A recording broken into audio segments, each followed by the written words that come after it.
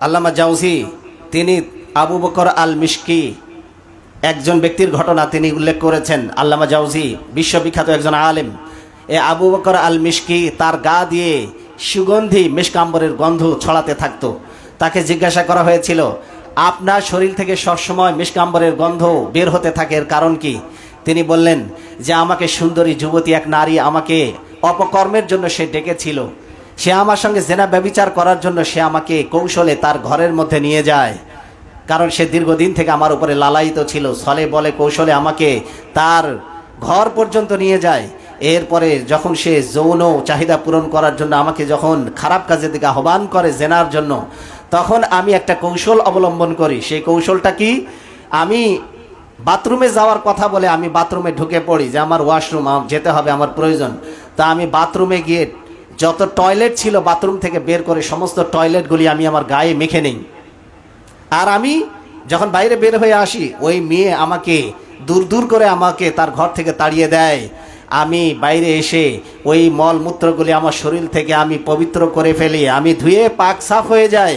কিন্তু তারপর থেকে আমার গা থেকে আর কোনো দিন মিশকাম্বরের গন্ধ দূর হয়নি। আমি যেখানে যাই সেখানে মিশকাম্বরের গন্ধ চিরকালের জন্য মৃত্যু পর্যন্ত আমার শরীরে আল্লাহ লাগাই দিয়েছে। ভাবা যায় পুরস্কার, আল্লাহ ভীতির পুরস্কার। আরেকটা ঘটনা বর্ণিত হয়েছে, আম্মা মান খাফা মাকাম রাব্বিহি জান্নাতান। আল্লাহ বলেছেন যে আমাকে ভয় করবে আমি তার জন্য দুইটা জান্নাত রেখেছি। সুবহানাল্লাহ। হযরত ওমর রাদিয়াল্লাহু তাআলা আনহুর জামানায় এক যুবককে এক সুন্দরী তরুণী সে নিয়ে যায় অপকর্মের জন্য, ঘরের মধ্যে বন্দি করে ফেলে। কিন্তু আল্লাহ সুবহানাহু ওয়া তাআলার ভয় তাকে এমনভাবে পেয়ে বসে, সেই যুবক ছেলেটি বেহুশ হয়ে তার দরজায় পড়ে যায়, বেহুশ হয়ে যায়। আর ওই বেহুশ হওয়ার পরে সে তার সেন্স আর ফিরে আসেনি, ওই সেন্সলেস হওয়ার মধ্য দিয়ে সে মারা যায়।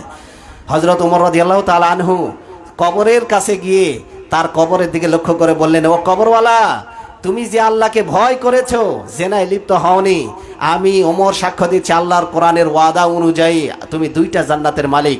কবর থেকে আওয়াজ এলো, ও ওমর, আমার মৃত্যুর পরে তো আল্লাহ আমাকে দুইটা জান্নাতের মালিক বানিয়েই দিয়েছেন। এই জন্য যুবক ভাইরা, রমজান তাকওয়া অর্জনের মাস। কলিজাটা ফেটে যায়, পানি আছে ফ্রিজে, কেউ দেখে না, গোপনে তুমি খাও না, আল্লাহকে ভয় করেছো। এই যে আল্লাহকে ভয় করেছে, প্রত্যেকটা পাপের ক্ষেত্রে একইভাবে ভয় অবলম্বন করতে হবে। কথা বলেন ঠিক কিনা? তাহলে তুমি যদি আল্লাহকে যদি ভয় করো তাহলে কি লাভ? শোনো, আল্লাহ কিয়ামতের দিন আরশের নিচে কিছু মানুষকে ছায়া দিবেন। যখন মাথার এক হাত এক বিগত মাথার উপরে যখন প্রকাণ্ড সূর্য আসবে, ওই সময় ওই কিছু যুবক আল্লাহর আরশের নিচে ছায়া পাবে, যারা কি করেছিল? নিজের চরিত্রকে ভালো রাখার জন্য, জেনা থেকে বাঁচার জন্য আল্লাহকে ভয় করে জেনা থেকে বিরত থেকেছিল। নবীজি বলেছেন, ওরাজুলুন তলাবাত হু ইমরাতুন যাতা মানসাবিন ওয়া জামালিন ফাকালা ইন্নী আখাফুল্লাহ। সুন্দরী নারী তাকে ডেকেছে জেনার জন্য, কিন্তু সে বলেছে, ও সুন্দরী নারী, আমি তোমার আহ্বান প্রত্যাখ্যান করছি, কারণ আমি আল্লাহকে ভয় করি। কলেজে বিশ্ববিদ্যালয়ে আজকে আপনি গেলে এমন করে ছেলে মেয়ে খুঁজে পাওয়া মুশকিল হবে যেই ছেলে মেয়ে প্রেম করে না। এই প্রেম থেকে জেনার দিকে জড়িয়ে পড়ছে এই যুবক যুবতীরা। ওই সময় কোনো যুবক স্কুল কলেজ পড়ুয়া বিশ্ববিদ্যালয় পড়ুয়া যুবক যদি বলতে পারে আমি আল্লাহকে ভয় করি, আল্লাহ কিয়ামতের দিনে আরশের নিচে তাকে ছায়া দান করবেন। দুই নম্বরে হচ্ছে ওয়ারাজুলুন যাকারাল্লাহ খালিয়ান ফাফাজাত আইনাহু। ওই যুবককে আল্লাহ কিয়ামতের দিনে আরশের নিচে ছায়া দিবেন, যে যুবক নীরবে নির্ভীকতে বসে চোখের পানি ফেলে আল্লাহর কাছে কাঁদে। কোন সুবহানাল্লাহ। কিয়ামতের দিন ভয় শূন্য থাকবে কিয়ামতের যারা দুনিয়াতে আল্লাহকে ভয় করবে। নবীজি সাল্লাল্লাহু আলাইহি সাল্লাম বলেছেন, আমি ওয়াদা দিচ্ছি, আল্লাহর ওয়াদা তিনি শুনিয়ে দিয়েছেন, আল্লাহ ওয়াদা দিয়েছেন, দুনিয়াতে যারা আমাকে ভয় করবে আমি কিয়ামতের দিন কিয়ামতের ভয় থেকে তাকে মুক্ত রাখবো। কোন সুবহানাল্লাহ। দুনিয়াতে ভয় করবা, আমি আখেরাতের ভয় থেকে তোমাকে মুক্ত করে দেবো। আখেরাতের কোনো ভয় তোমাকে স্পর্শ করবে না। কিন্তু দুনিয়াতে তুমি যদি আমাকে ভয় না করো, আখেরাতের ভয়ে আমি তোমাকে ভীত করব। কবর থেকে শুরু হবে তোমার আযাব, সাপ বিচ্ছু আর আগুন দিয়ে এই যে ভয় শুরু হবে, এই ভয় আর কোনোদিন তোমার কাটবে না। এই জন্য দুনিয়াতে আল্লাহকে ভয় করার দরকার আছে না নাই? নবীজি সাল্লাল্লাহু আলাইহি সাল্লাম বলেছেন, কোনো ব্যক্তি আল্লাহকে ভয় করে যখন চোখ থেকে অশ্রু দরদর করে গড়িয়ে পড়ে, লা ইয়ালিজুন নারু রাজুলুন বাকা মিন খাশিয়াতিল্লাহ হাত্তা ইয়াউদাল লাবানু ফিদ দার'i। নবীজি সাল্লাল্লাহু আলাইহি সাল্লাম বলেছেন, কারো চোখ থেকে আল্লাহর ভয়ে যদি এক ফোঁটা পানি গড়িয়ে পড়ে, ওই লোকটাকে জাহান্নামের আগুনে জ্বালানো আল্লাহর কাছে তেমনই অসম্ভব। দহনকৃত দুধ যেমন বাট থেকে ধুয়ে নেওয়ার পর এটা যেমন ওলানে ফিরিয়ে দেওয়া অসম্ভব, ওই আল্লাহর ভয়ে কান্না করা, চোখের পানি ঝরানো যুবককে, ওই মানুষটাকে জাহান্নামের আগুনে জ্বালানো আল্লাহর কাছে তেমনই অসম্ভব। আচ্ছা বলেন, গাভীর বাট থেকে যখন দুধ দহন করা হয় ওই দুধ কি আর বাটের মধ্যে ফিরায় দেওয়া যায়? এটা যেমন অসম্ভব, যে আল্লাহকে ভয় করে কাঁদবে, চোখের পানি ফেলবে, তাকে জাহান্নামের আগুনে পোড়ানো আল্লাহর জন্য তেমনই অসম্ভব। আল্লাহ তাকে পোড়াবেন না। এই জন্য আল্লাহকে ভয় করার দরকার আছে না নাই? নবীজি বলেছেন, আইনানি লা তামাসসুহুমান নার, দুই চোখকে জাহান্নামের আগুন স্পর্শ করবে না। আইনুন বাকাত মিন খাশিয়াতিল্লাহ, যে আল্লাহর ভয়ে কাঁদে ওই চোখকে জাহান্নামের আগুন কোনোদিন পোড়াতে পারবে না। ওয়া আইনুন বাতাত তাহরুসু ফি সাবিলিল্লাহ, জিহাদের ময়দানে যে ব্যক্তি আল্লাহর রাস্তায় পাহারা থাকে, মুজাহিদদেরকে পাহারা দেয়, ইসলামী রাষ্ট্রের সীমানা পাহারা দেয়, ওই রাতের বেলা না ঘুমিয়ে যেই চোখ পাহারা দিয়েছে, জাহান্নামের আগুন ওই চোখকে কোনোদিন স্পর্শ করবে না। সুবহানাল্লাহ বলেন, সুবহানাল্লাহ বলেন। এই জন্য আমরা এই কাজগুলি বেশি বেশি করব। রাজি আছি তো ইনশাআল্লাহ? একজন লোক আল্লাহকে ভয় করে, বনি ইসরাইলের এক লোক খুব সম্পদশালী ছিল, এই লোকটা মারা যাওয়ার পর তার ছেলেদেরকে ডেকে বলল, আমি তোমাদের কেমন বাবা ছিলাম?